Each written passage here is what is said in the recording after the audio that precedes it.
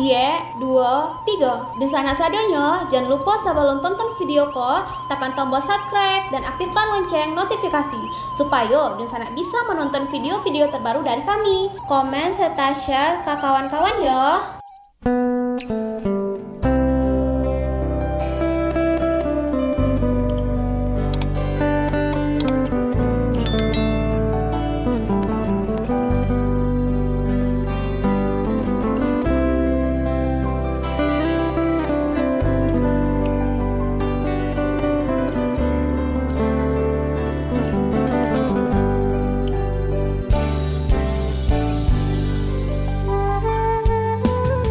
Halo Dunsana, kabar rantau. Kali ini kita akan membahas tentang budaya matrilineal suku Minangkabau, pengertian, sejarah, hingga keistimewaan.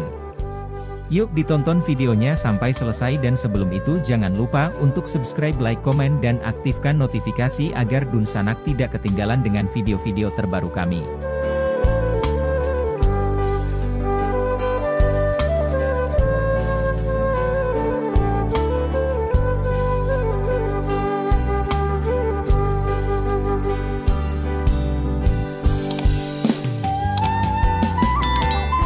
Suku Minangkabau atau suku Minang merupakan salah satu etnis di Pulau Sumatera yang menjunjung adat dan budaya Minangkabau. Keberadaan masyarakat dari suku Minangkabau mendominasi populasi di Provinsi Sumatera Barat dengan jumlah yang besar. 3 pakaian adat Minangkabau Sumatera Barat dan ciri khasnya. Salah satu budaya suku Minangkabau yang berbeda dari wilayah lain di Nusantara adalah sistem kekerabatan matrilineal yang dianutnya. Melansir artikel Town and Country, sejak tahun 2017 hingga saat ini suku Minangkabau masih menjadi masyarakat penganut matrilineal terbesar di dunia. Matrilineal adalah sistem kekerabatan yang menarik garis keturunan dari pihak ibu saja. Dari asal katanya, istilah matrilineal terdiri dari kata matri artinya ibu, dan lineal, garis, sehingga berarti garis ibu. Dalam sebuah keluarga Minang, seorang anak akan mengikuti suku sang ibu, sehingga akan terhubung dengan kerabat ibu berdasarkan kepada garis keturunan perempuan secara unilateral. Oleh karena itu, menarik keturunan dari garis ibu dipandang sangat penting bagi masyarakat Minangkabau. Sejarah sistem matrilineal suku Minangkabau. Sejarah sistem matrilineal dalam budaya suku Minangkabau disebut telah ada sejak zaman nenek moyang. Dilansir dari artikel Nilai Filosofis Budaya Matrilineal di Minangkabau, relevansinya bagi pengembangan hak-hak perempuan di Indonesia, yang ditulis Iva Aryani dalam Jurnal Filsafat, Februari 2015, diungkap mengenai sejarah sistem matrilineal dalam suku Minangkabau. Berdasar cerita para tokoh Minangkabau yang disampaikan secara turun-temurun, hal ini berawal pada masa kepemimpinan Datuk Katumanggungan dan Datuak Parpatiah Nan Sabatang di Minangkabau. Saat itu Panglima Perang Kerajaan Majapahit, Adityawarman berniat menyerang daerah ini karena tidak memiliki angkatan perang. Kerajaan Minangkabau memang terkenal sebagai daerah yang cinta damai dan benar-benar berusaha untuk menghindari peperangan. Setelah mengatur siasat, akhirnya Datuk Katumanggungan memutuskan tidak akan menyambut pasukan Kerajaan Majapahit dengan barisan prajurit, melainkan dengan keramahan. Selain itu, Panglima Perang Kerajaan Majapahit, Adityawarman juk dipinang dan dijodohkan dengan adik kandungnya yang bernama Putri Jamilah. Agar keturunan Putri Jamilah tetap menjadi orang Minangkabau dan mendapatkan warisan kerajaan, maka ditetapkan adat Batali Bacambua yang langsung merubah struktur masyarakat Minangkabau. Adat Batali Bacambua mengubah aturan dari bapak mewariskan kepada anak menjadi harus diwariskan kepada kemenakan, serta suku yang semula didapat dari bapak, menjadi diturunkan dari pihak ibu. Dengan ketentuan baru yaitu waris yang turun dari ibu dan bukan dari bapak, maka keberadaan sosok Adityawarman tidak lebih dari raja transisi di kerajaan Minangkabau. Adityawarman hanya akan menjabat hingga nanti lahir kemenakan dari keluarga adiknya, Putri Jamilah yang akan jadi pewaris tahta sebenarnya. Cerita inilah yang dipercaya oleh masyarakat Minangkabau sebagai cikal bakal dari budaya matrilineal yang masih dianut hingga sekarang. Suku Minangkabau dan Bundo Kanduang. Budaya matrilineal ini membuat cara pandang terhadap status perempuan khususnya seorang ibu menjadi sangat sentral. Salah satunya ditunjukkan dengan adanya istilah Bundo Kanduang pada masyarakat Minangkabau. Dikutip dari laman Kemendikbud, kedudukan Bundo Kanduang dalam masyarakat diartikan sebagai perempuan yang diberi kehormatan dan keutamaan menurut adat. Keunikan sistem matrilineal suku Minangkabau. Dampak dari budaya matrilineal ini tak hanya membuat ikatan kekeluargaan jauh lebih kuat pada para keluarga dengan keturunan menurut garis ibu. Budaya matrilineal juga membuat masyarakat Minangkabau memiliki beberapa keunikan, antara lain. 1. Pernikahan eksogami. Budaya matrilineal membuat pernikahan eksogami menjadi dianjurkan agar kedua belah pihak, atau salah satu pihak dari yang menikah tidak lebur ke dalam kaum kerabat pasangannya. Pernikahan dengan perempuan dari luar suku Minangkabau tidak disukai karena anak tidak akan mempunyai suku. Sebaliknya, perkawinan dengan laki-laki luar suku Minangkabau tidak dipermasalahkan, karena tidak merusak struktur adat dan anak tetap mengikuti suku dari ibunya.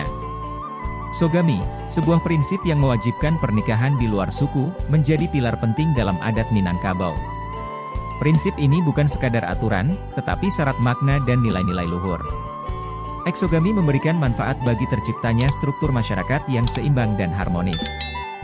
Dengan eksogami, mampu memperkuat persatuan, karena melalui pernikahan antar suku menjembatani hubungan, menjalin persaudaraan baru, dan memperluas jaringan kekerabatan.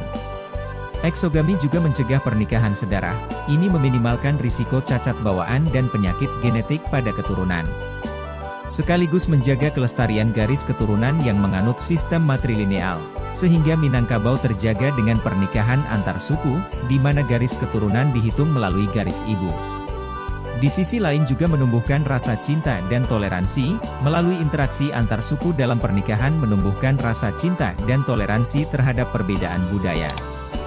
Ahli antropologi Dr. Arniwati, MSI, dalam penelitiannya, mengungkapkan bahwa eksogami telah menjadi bagian integral dari masyarakat Minangkabau selama berabad-abad. Hal ini dibuktikan dengan rendahnya tingkat pernikahan sedarah dan tingginya tingkat pernikahan antar suku di wilayah Minangkabau. 2. Tradisi melamar laki-laki. Tradisi ini juga menjadi keunikan suku Minang, di mana tak jarang pihak perempuan yang datang melamar pihak laki-laki, bahkan memberi mahar. Perempuan Minang akan membeli si laki-laki dengan uang yang disebut uang japuik, membawa seserahan, dan juga cincin emas untuk menghargai keluarga laki-laki. Hal ini juga dilakukan karena nantinya laki-laki akan menjadi tumpuan keluarga perempuan. Setelah menikah, seorang laki-laki akan menjadi tamu, sebab mereka kemudian akan tinggal di rumah keluarga istrinya. Budaya ini memang berbeda bagi kebanyakan budaya di Indonesia. Biasanya, pria yang melamar perempuan. Namun di Minangkabau justru sebaliknya. Perempuan akan melakukan maresek, adalah langkah pertama dari proses pranikah di Minangkabau. Anggota keluarga calon pengantin wanita akan melamar calon mempelai pria, yang akhirnya akan menciptakan kesepakatan bersama. Perencanaan dan pelaksanaan pernikahan umumnya melibatkan sejumlah besar anggota keluarga, terutama dari sisi mempelai wanita. Ini merupakan adat bagi wanita di Minangkabau dan keluarganya untuk terlibat dalam sebagian besar rencana pernikahan, termasuk dalam lamaran pernikahan, sesuai dengan budaya Minangkabau. 3. Ketentuan penggunaan harta dalam sebuah keluarga. Terdapat wanita tertua atau dituakan di kaum yang dijuluki Limpapeh atau Amban Purwa. Ia akan mendapat kehormatan sebagai penguasa seluruh harta kaum dan mengatur pembagiannya. Sementara laki-laki tertua di kaum akan diberi julukan sebagai Tungganai. Ia bertugas sebagai mamak kapalowarih yang hanya berkuasa untuk memelihara, mengolah, dan mengembangkan harta milik kaum, tapi tidak untuk menggunakannya. 4. Penentuan pembagian warisan. Termasuk dalam urusan pembagian warisan, nantinya orang-orang dari garis keturunan ibu akan mendapatkan porsi lebih banyak dibanding dari garis bapak. Kuatnya hubungan ini sendiri dilandasi oleh tujuan serta berbagai kepentingan bersama, yaitu berupa kepemilikan atas rumah dan tanah. Sehingga meski perempuan berperan besar dalam kesukuan, bukan berarti ia akan mendapatkan kuasa penuh pada harta warisan atau pusaka di keluarganya. Dari pembagian harta warisan ini biasanya harta warisan akan digunakan secara bersama-sama oleh sang penerima warisan dengan anggota keluarga yang lain. Bisa dibilang, harta warisan ini kemudian tidak bisa dibagi dan harus tetap utuh karena menjadi milik bersama.